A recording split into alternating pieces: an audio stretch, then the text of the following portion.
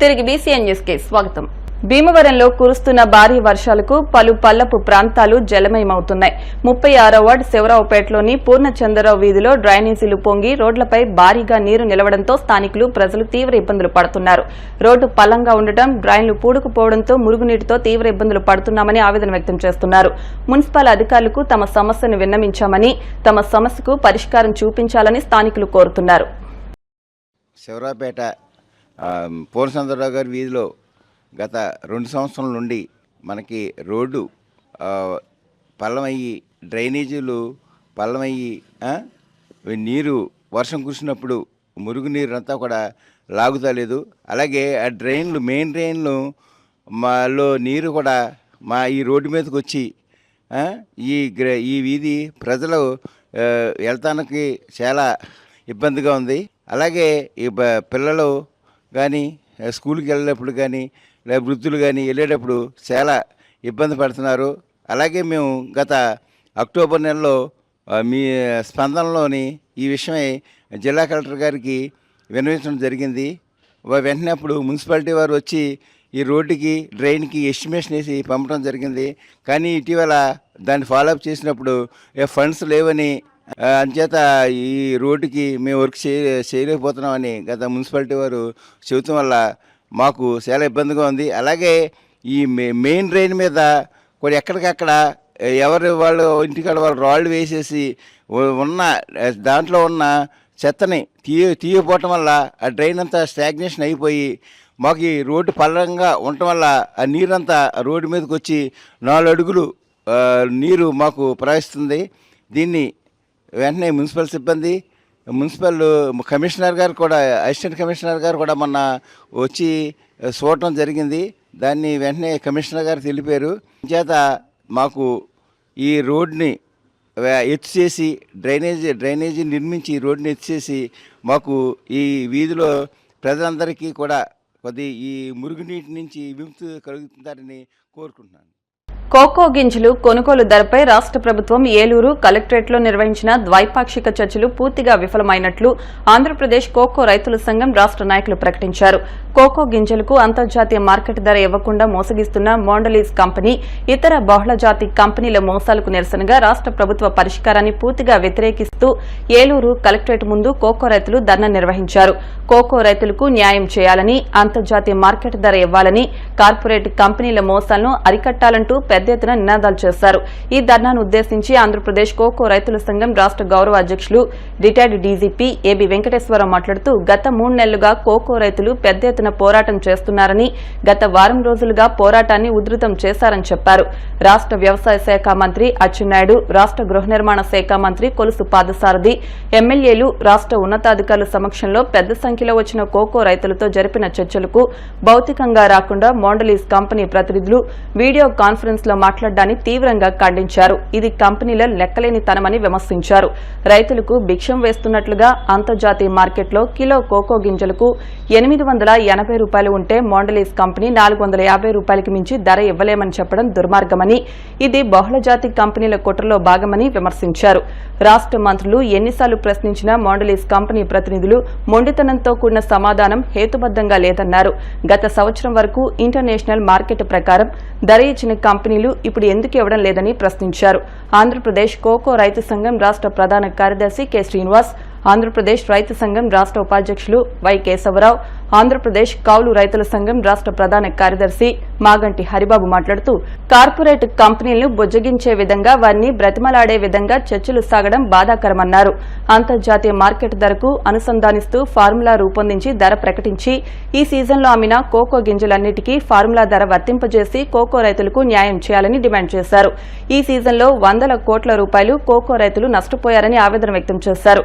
ఈ కార్యక్రమంలో ఆంధ్రప్రదేశ్ కోకో రైతుల సంఘం రాష్ట్ర గౌరవ అధ్యక్షులు ఎస్ గోపాలకృష్ణ, రాష్ట్ర అధ్యక్షులు బొల్లు రామకృష్ణ, రాష్ట్ర ఉపాధ్యక్షులు బోళ్ల వెంకట సుబ్బారావు, ఉప్పుగంటి భాస్కర్రావు, పానుగంటి అచ్యుతరామయ్య, రాష్ట్ర సహాయ కార్యదర్శి గుదుబండి వీరారెడ్డి, ఉప్పల కాశీ, కొప్పిశెట్టి ఆనంద వెంకట ప్రసాద్, రాష్ట్ర నాయకులు కోనేరు సతీష్ బాబు, ఆంధ్రప్రదేశ్ రైతు సంఘం నాయకులు చింతకాయల బాబురావు, ఏలూరు జిల్లాతో పాటు తూర్పు గోదావరి, పశ్చిమ గోదావరి, కోనసీమ జిల్లాల నుండి వచ్చిన కోకో రైతులు పెద్ద సంఖ్యలో పాల్గొన్నారు.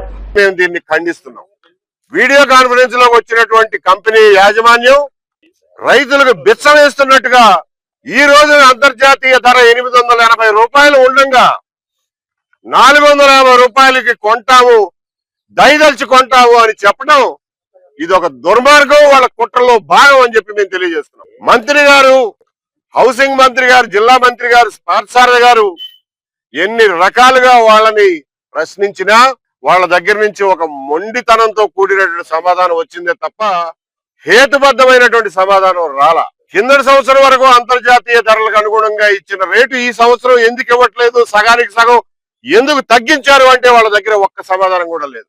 కిందటి సంవత్సరం వరకు రానటువంటి డిమాండ్ సప్లై, వాళ్ళకేదో డిమాండ్ తగ్గిందంట, వాళ్ళ దగ్గర నిల్వలు ఉన్నాయంట, అందువల్ల రేటు తగ్గించేశామనేది కిందటి సంవత్సరం వరకు గత 25 సంవత్సరాల్లో ఏనాడు లేనటువంటి వాదన ఈ రోజు తీసుకొస్తున్నారు. ఆ వాదన ఖండించడానికి కూడా కస్టమ్స్ నుంచి, కామర్స్ మినిస్ట్రీ నుంచి, అఫీషియల్ సైట్స్ నుంచి డౌన్లోడ్ చేసుకున్నటువంటి గణాంకాలు వాళ్ళకి చూపించాం.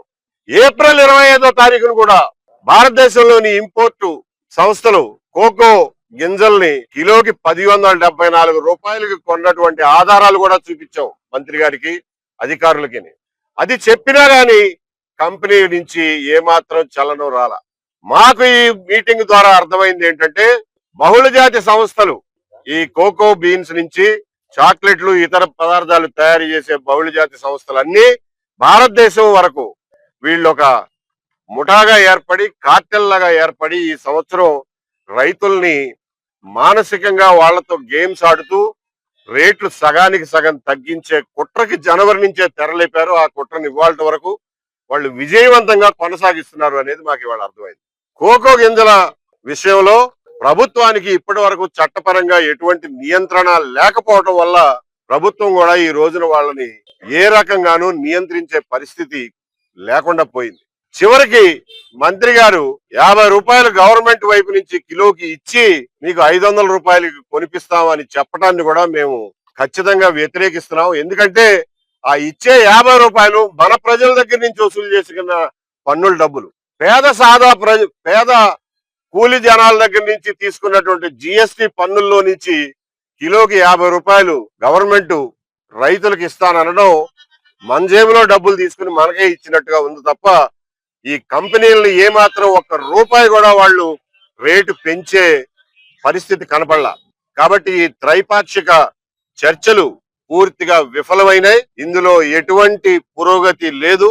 వారం రోజుల కిందట ఏదైతే పరిస్థితి ఉందో అదే ప్రతిష్టంభన, అదే పరిస్థితి ఈ రోజుకి కొనసాగుతోంది. పశ్చిమ గోదావరి జిల్లా భీమవరం కలెక్టరేట్ వద్ద ఏపీ ప్రభుత్వ ఉద్యోగుల సంఘం నాయకులు జాయింట్ కలెక్టర్ రాహుల్ కుమార్ రెడ్డికి వినతి పత్రం సమర్పించారు. రాష్ట్రంలో ప్రభుత్వ ఉద్యోగుల సమస్యల పరిష్కారానికి సహకరించాలని కోరారు. విజయవాడలో జూన్ 5న రాష్ట్ర కౌన్సిల్ సంఘం ఆధ్వర్యంలో మహాసభ ఏర్పాటు చేయడం జరిగిందని ఏపీ ప్రభుత్వ ఉద్యోగుల సంఘం నాయకులు అన్నారు. ఈ సమావేశానికి రాష్ట్రంలోని ఉద్యోగులంతా కలిసి రావాలని కోరారు. రాష్ట్రంలో క్లస్టర్ విధానంలోని లోపాలు ప్రభుత్వం దృష్టికి తీసుకెళ్లామని, వీఆర్ఓ, వీఆర్ఏలకు ఇబ్బందులు కలుగుతున్నాయన్నారు. క్లస్టర్ విధానం ప్రభుత్వం స్పష్టత ఇవ్వాలన్నారు. 2 సచివాలయాలకు 1 వీఆర్ఓని నియమిస్తే గ్రామంలో రెవెన్యూ సేవలు కుంటుపడతాయన్నారు. రేపు జూన్ 5వ తారీఖున రాష్ట్ర సంఘ కౌన్సిల్ జరుగుతుంది విజయవాడ ఇందిరాగాంధీ మున్సిపల్ స్టేడియంలోని. దానికి మేము మన రాష్ట్ర ముఖ్యమంత్రి గౌరవనీయులు శ్రీ చంద్రబాబు నాయుడు గారిని కూడా ఆహ్వానించాం. వారు ఆ మీటింగ్ వస్తారనే మేము ఆశాభావంతో ఉన్నాం. అలాగే మన ఉద్యోగుల యొక్క దీర్ఘకాలంగా ఉన్న పెండింగ్ ఇష్యూస్ అన్నీ కూడా ఆ రోజున అక్కడ ముఖ్యమంత్రి గారి నోటీస్కి తీసుకువెళ్లాలనే ఉద్దేశంతో ఈ కౌన్సిల్ సమావేశం ఏర్పాటు చేయడం జరిగింది. ముఖ్యంగా పీఆర్సీ కమిషన్, జ్యుడిషియల్ కమిషన్ ఏర్పాటు చేయాలని ఆంధ్రప్రదేశ్ గవర్నమెంట్ ఎంప్లాయీస్ అసోసియేషన్ మొదటి నుంచి కోరుతోంది. ఐఏఎస్ ఆఫీసర్కి పునరావాసంగా ఉండే పీఆర్సీ కమిటీ చైర్మన్ కాకుండా జ్యుడిషియల్ కమిటీని ఏర్పాటు చేస్తే కేంద్ర ప్రభుత్వం ఏర్పాటు చేసినట్టు వాళ్ళు ఇచ్చే రిపోర్ట్ని ప్రభుత్వం కూడా ఆమోదించడానికి అవకాశం ఉంటుంది. కాబట్టి అటువంటి కమిషన్ని సిట్టింగ్ జడ్జితో కానీ, రిటైర్ అయిన జడ్జితో కానీ ఏర్పాటు చేయాలని కోరుతున్నాం మేము. అలాగే మనకి ఉద్యోగులకి పెండింగ్ డిఏలు చాలా ఉన్నాయి. ప్రభుత్వం ఆర్థిక పరిస్థితి ఎలా ఉన్నప్పటికీ కూడా ఉద్యోగులను కూడా ప్రాధాన్యత వర్గంగా తీసుకోవాలి. కాబట్టి కనీసం 2 డిఏలు రిలీజ్ చేయాలని కోరుతున్నాం మనం. అలాగే మన ఉద్యోగులకి ప్రభుత్వం ఇవ్వాల్సి ఉన్న పెండింగ్ బకాయిలు అన్నీ కూడా అసలు ఎవరికి ఎంత వస్తాయి అనే క్లారిటీ లేదు. ఇప్పుడు ఆ క్లారిటీ ఒకటి డీడీఓల దగ్గర నుంచి తీసుకుని అవి మన ఎస్ఆర్లో పోస్టింగ్ వేయాలని మనం అడుగుతున్నాం. మనం ప్రస్తుతం ఇప్పటికిప్పుడు చెల్లించకపోయినప్పటికి కూడా అసలు మనకి ఎంత బాకీ ఉంది, ఆ బాకీ ఏంటి అని మనకు తెలిసేలాగా మన సర్వీస్ లిస్టులో పోస్టింగ్ చేస్తే అది మనకు చట్టబద్ధమైన హక్కుగా ఉంటుంది. ఫ్యూచర్లో ఎప్పుడన్నా మనం గట్టిగా అడగడానికి అవకాశం ఉంటుంది. ఈ రాష్ట్రంలో జరుగుతున్న ఉద్యోగుల యొక్క సమస్యలపై మా ఆంధ్రప్రదేశ్ ప్రభుత్వ ఉద్యోగుల రాష్ట్ర కౌన్సిల్ సమావేశంలో ప్రభుత్వం దృష్టికి తీసుకెళ్లాలనే ఉద్దేశంతో మా రాష్ట్ర కౌన్సిల్ సమావేశం ఆంధ్రప్రదేశ్ ఉద్యోగుల సంఘం డాక్టర్ కేఆర్ సూర్యనారాయణ గారి ఆధ్వర్యంలో విజయవాడలో ఏర్పాటు చేయడం జరిగింది. దాంట్లో భాగంగా అందరూ కూడా ఈ రాష్ట్రంలో ఉన్న ప్రతి ఉద్యోగి కూడా సమావేశానికి తప్పనిసరిగా హాజరు కావాలి. అలాగే ఈరోజు కలెక్టరేట్ రావడం కారణం ఏంటంటే సిపిఎస్ మీద రాష్ట్ర వ్యాప్తంగా చైతన్య యాత్రల పేరుతో మా నాయకులు ఒక యాత్ర ప్రారంభించారు. దాంట్లో భాగంగా జిల్లా కలెక్టర్ గారికి వినతి పత్రం ఇచ్చే కార్యక్రమంలో కూడా ఈరోజు మేము ఇక్కడ రావడం జరిగింది. మరియు ఈ రాష్ట్రంలో ప్రస్తుతం రేషనలైజేషన్ పేరుతో విఆర్ఏలకి విఆర్ఓలకి అలాగే సర్వేలకి జరుగుతున్న ఇబ్బందుల గురించి కూడా, ఎందుకంటే క్లస్టర్ విధాన లోపాలన్నీ కూడా మేము ప్రభుత్వం దృష్టికి తీసుకెళ్ళాం. నిన్నే విజయవాడ రాష్ట్ర అందరూ కూడా సమావేశమయ్యి ఈ మా విఆర్ఓ విఆర్ఏలు సర్వేల సమస్యలు కూడా తీర్చాలని చెప్పాం. ఎందుకంటే క్లస్టర్ విధానం ద్వారా ఈ రాష్ట్రంలో 15,000 మంది సచివాలయం అంటే 50% తగ్గిపోవడం వల్ల సర్ప్లస్లో వాళ్ళు ఏం చేస్తారో స్పష్టత ఇవ్వకుండా ఈ క్లస్టర్ విధానం చేస్తున్నారు. ముందు ప్రభుత్వం స్పష్టత ఇవ్వాలి, ఏం చేస్తారు ఏంటని చెప్పి. ముఖ్యంగా మా సచివాలయ ఉద్యోగుల సమస్యలు అనేది అనేకం ఉన్నాయి. ఇప్పుడు రేషనలైజేషన్ అనేది అనే కొత్త విధానాన్ని ప్రవేశపెట్టారు. ఈ కొత్త విధానం ద్వారా చాలామంది మిగిలిన ఉద్యోగులుగా చూపిస్తున్నారు. ఉన్న ఉద్యోగులకి ఏంటంటే అధిక పని ఒత్తిడి అనేది ఎక్కువైపోతుంది ఈ రేషనలైజేషన్ వల్ల. సో ఈ రేషనలైజేషన్ వల్ల అందరూ కూడా ఒక అభద్రతా భావంలో ఉన్నారు.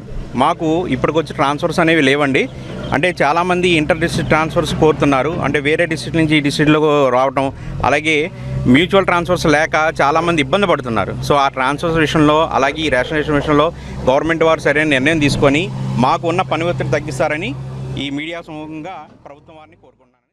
ఒక్క పెగ్గుతో మొదలై బాటిల్ ముగిసే వరకు వదలని జబ్బు మద్యం అలవాటు అని, మద్యం అలవాటు మీ ఆయుష్ని తినేస్తోందని ఎక్సైజ్ సీఏ కె బలరామరాజు అన్నారు. శనివారం శ్రీ విజ్ఞాన వేదిక ఆధ్వర్యంలో భీమవరం పాత బస్టాండ్ వద్ద ఆటో యూనియన్ సభ్యులతో మద్యం మానండి ఆరోగ్యంగా ఉండండి అంటూ అవగాహన కార్యక్రమాన్ని నిర్వహించారు. ఎక్సైజ్ సీఏ బలరామరాజు మాట్లాడుతూ ఆరోగ్యంగా ఉండాలంటే మందుకు దూరంగా ఉండాలన్నారు. పాత బస్టాండ్ యూనియన్ అధ్యక్ష కార్యదర్శులు యేసుబాబు, పోతుల పెద్దిరాజు, నిర్వాహకులు చెరుకోడ రంగసాయి మాట్లాడుతూ విందులు వినోదాల పేరుతో యువత అతిగా మద్యం సేవించడం ఇటీవల ఎక్కువైందని, ఇది గుండెకు చాలా హాని చేస్తుందన్నారు. మద్యం మాని ఆరోగ్యంగా ఉండాలని అన్నారు. అనంతరం అవగాహన ర్యాలీ నిర్వహించారు. ఈ కార్యక్రమంలో సభ్యులు నరసింహారావు, యముడు, కోటేశ్వరరావు, ఆటో డ్రైవర్లు పాల్గొన్నారు. ఈ ప్రోగ్రాంలో భాగంగా ప్రతి శనివారం ఈ అవేర్నెస్ ప్రోగ్రాం నిర్వహించడం జరుగుతుంది. దీనిలో భాగంగా ఈరోజు స్నేహ ఆటో యూనియన్ తరఫున రంగసాయి గారు తీసుకుని ప్రజల సంఘ తీసుకొచ్చి ఈరోజు ఈ కార్యక్రమం చేయడం జరుగుతుంది. ఈ కార్యక్రమంలో భాగంగా గంజాయి కానీ మత్తు పదార్థాలు కానీ వాడొద్దని, మద్యాన్ని తగ్గించి మద్యరహిత ఆంధ్రప్రదేశ్గా చేయాలని మన ముఖ్యమంత్రి వర్యులు కోరుకున్నట్టు ఆ కార్యక్రమంలో భాగంగా ఈ కార్యక్రమం చేయడం జరుగుతుంది. దానిలో భాగంగా మీరు ఆటో యూనియన్స్ మరీ చెప్పేది ఏంటంటే, ఈ మన సామాన్య ప్రయాణికుల్లాగా మీ ఆటోలో వెళ్తున్నప్పుడు ఎవరైనా గంజాయి పట్టుకెళ్ళినా, మందు అంటే సారా కానీ నల్ల బెల్లం కానీ ఇవన్నీ పట్టుకుని ఎక్కడైనా వెళ్తే మీ వరకు ఇబ్బంది లేకుండా వెంటనే మాకు తెలియపరిచి మీ మీద ఎటువంటి కేసులు లేకుండా బాధితులు ఎవరైతే ఉన్నారో వాళ్ళ మీద కేసులు తీసుకోవడానికి నేను బుక్ చేస్తాను మరీ చెప్తున్నాను. ఈ ఇన్ఫర్మేషన్ అందరికీ మీరు హ్యాపీగా ఉండాలని కోరుకుంటూ ఈ అవకాశం ఇచ్చేందుకు మీ అందరికీ ధన్యవాదాలు తెలుపుతున్నాను. ఆంధ్రప్రదేశ్ రాష్ట్ర ఎక్సైజ్ శాఖ మరి ప్రజల్లో ఈ మద్యం, ఈ డ్రగ్స్ వల్ల జరిగే నష్టాల మీద ప్రతిరోజు కూడా ప్రచారం చేస్తూ వస్తున్నారు. మన ఆరోగ్యం, మన రక్షణ కోసం వాళ్ళ అధికారులుగా వాళ్ళ డిపార్ట్మెంట్ తరఫున ప్రచారం చేస్తూ ఉన్నారు. పై అధికారుల ఆదేశాల ప్రకారం ఇక్కడ భీమవరంలో డిఎస్పీ కుమరన్ గారు, అలాగే సిఐ బలరామరాజు గారు వీళ్ళంతా కూడా దీని మీద ప్రత్యేక శ్రద్ధ వహించి ఏమైనా సరే మన జిల్లా మద్యరహిత చేయాలని చేస్తున్నారు. మరి ముఖ్యంగా ఈ డ్రగ్స్ తీసుకోవడం వల్ల, ఈ మద్యం వల్ల మరి డీహైడ్రేషన్ కేంద్రాలు పెట్టారు. వాటికి వెళ్ళి ఆరోగ్యం పరిరక్షించుకోవాలి. మరి ముఖ్యంగా ఇక్కడ మన భీమవరంలో ఆటో యూనియన్ సామాజిక సేవా కార్యక్రమాలు ఎప్పుడూ ముందుంటారు. వీళ్ళందరూ ఎక్కడ వర్గభేదాలు లేవు వీళ్ళకి. అందులో ఇటువంటి కార్యక్రమానికి వాళ్ళు స్వచ్ఛందంగా ముందు జిల్లా ప్రెసిడెంట్ సత్యనారాయణ గారు దీనికి మేమంతా ఉంటాం సార్ అని చెప్పారు బలరామరాజు గారు. అందుకని ఆటో యూనియన్లో ఎందుకు పెట్టామంటే వీళ్ళందరూ తాగుతారని కాదు, ఇంకోటి కాదు, ఎవరికైనా సరే మేము ఇలా చెప్పుకుంటూ వస్తున్నాం. ఈ ప్రచార భాగంలో ఇవాళ మరి భీమవరం స్నేహ ఆటో యూనియన్ పాత బస్ స్టాండ్ వద్ద మరి ఇక్కడ ఉన్న కార్మికులతో ఈ కార్యక్రమం చేస్తున్నాం. అందరం కూడా మద్యం మానేసేసి ఎటువంటి పరిస్థితుల్లో వెళ్లకుండా మరి మన రాష్ట్రాన్ని మద్యరహిత రాష్ట్రంగా చేయాలని కోరుకుంటున్నాం. ఈరోజు స్నేహ ఆటో యూనియన్ పాత బస్ స్టాండ్ వారి ఆధ్వర్యంలో డ్రగ్స్, గంజాయి, మద్యపానానికి వ్యతిరేకంగా ఈరోజు అవగాహన కార్యక్రమాన్ని మన ఎక్సైజ్ గారు, డిఎస్పీ గారి ఆధ్వర్యంలో ఈరోజు ఇక్కడ ఏర్పాటు చేయడం జరిగింది.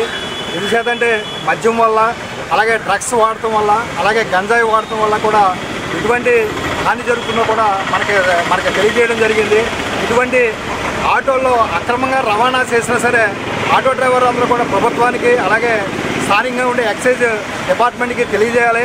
ఎవరైనా తెలియని వ్యక్తులు ఎవరైనా గంజాయి లాంటిది మత్తు పదార్థాలు కానీ ఆటోలో, ఈ ప్రజా రవాణా వ్యవస్థ అయిన ఆటోలో ఎవరైనా పొరపాటున తీసుకొచ్చినా లేకపోతే అక్రమంగా తరలించినా కూడా ప్రభుత్వం దృష్టికి తీసుకొచ్చి, అలాగే ఎక్సైజ్ గారు, అలాగే ఎక్సైజ్ డిపార్ట్మెంట్ వారికి తీసుకొచ్చి కూడా ప్రభుత్వానికి అప్పచెప్పాలని, మన ప్రాంతాన్ని కానీ, మన రాష్ట్రాన్ని కానీ, మన జిల్లాని కానీ మద్యం, అలాగే డ్రగ్స్, గంజాయికి వ్యతిరేక ప్రభుత్వం కింద మనం తీసుకురావాలని చెప్పి కోరుకుంటూ ఈ అవకాశాన్ని. పశ్చిమ గోదావరి జిల్లా నర్సాపురంలో వేయించేసి ఉన్న శ్రీ ఆదికేశవ ఎంబర్ మన్నారు స్వామివారి దేవస్థానంలో బాలబ్రహ్మోత్సవాలు 3 రోజులు జరగనున్నాయి. సూర్యప్రభ వాహనంపై శ్రీ ఆదికేశవ స్వామివారిని తిరువీధుల్లో ఊరేగించారు. ఈ 3 రోజులు ఉదయం, సాయంత్రం ఉత్సవాలు జరగనున్నాయి.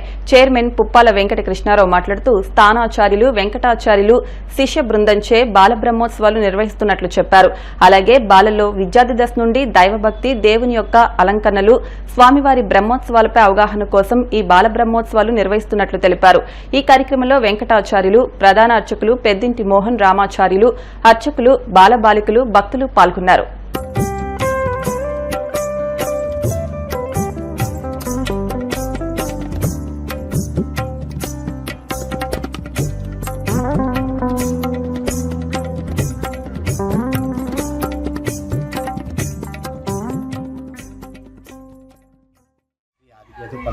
పరమ పవిత్రమైన వశిష్ఠ నది తీరంలో వేయించేసిన శ్రీదేవి భూదేవి ఆదికేశవ స్వామి రామాంజన స్వామి దేవస్థానంలో ఈ రోజు నుంచి 3 రోజుల పాటు బాలబ్రహ్మోత్సవాలు మన దేవస్థానం స్థానాచార్య వెంకటాచార్య గారు, ఆయన శిష్యులైనటువంటి న్యాయవాది వెంకటాచార్య గారు ఆధ్వర్యంలో జరిపిస్తున్నారు. ఈ బాలబ్రహ్మోత్సవాల యొక్క ముఖ్య ఉద్దేశం ఏమిటంటే, ఈ సాంప్రదాయాన్ని చిన్నప్పటి నుంచి కూడా పిల్లలకి నేర్పి, ఈ ఆలయ సాంప్రదాయాన్ని, ఈ సాంప్రదాయాన్ని నేర్పించి వాళ్ళని సరైన క్రమశిక్షణలో పెట్టడానికి ఈ బాలబ్రహ్మోత్సవాలు ఎంతో ఉపయోగపడతాయి. ఈ బాలబ్రహ్మోత్సవాలు చేయడం వలన పిల్లలు కూడా దేవుడికి ఏం చేయాలి, ఏం అలంకారాలు చేయాలి, ఏవి సేవాకాలాలు చేయాలి ఇత్యాదులన్నీ నేర్చుకుంటారు. అందుకని ఆ నేర్పడం గురించి తానాచార్య గారు శిష్యులైన వెంకటాచార్య గారు ఈ బాలబ్రహ్మోత్సవాలు ప్రతి సంవత్సరం నిర్వహిస్తున్నారు. ఆ సందర్భంగా ఈరోజు కూడా మొదలైనవి. పొద్దున్న, సాయంకాలం 3 రోజులు కూడా స్వామిని ఊరేగిస్తారు. అందరూ కూడా ఈ బాలబ్రహ్మోత్సవాన్ని కలిగించి ఆ బాలబ్రహ్మోత్సవాలు చేస్తున్న పిల్లల్ని అందరినీ కూడా, చిన్న స్వాములను అందరినీ కూడా ఆశీర్వదించాల్సిందిగా. వార్తలు ముగించే ముందు ముఖ్యాంశాలు మరొకసారి. ఘనంగా ఉమ్మడి పశ్చిమ గోదావరి జిల్లా జనసేన పార్టీ అధ్యక్షులు కొటికలపూడి గోవిందరావు జన్మదినోత్సవ వేడుకలు. కేక్ కట్ చేసి సేవా కార్యక్రమాలు ప్రారంభించిన ఎమ్మెల్యే అంజిబాబు. పాలకొల్లు నియోజకవర్గంలో ఆక్వా రైతులు క్రాఫ్ట్ హాలిడేకు సిద్ధం కావాలి. పాలకొల్లు జై భారత్ క్షీరారామ ఆక్వా సంఘం అధ్యక్షులు గాంధీ భగవాన్ రాసు.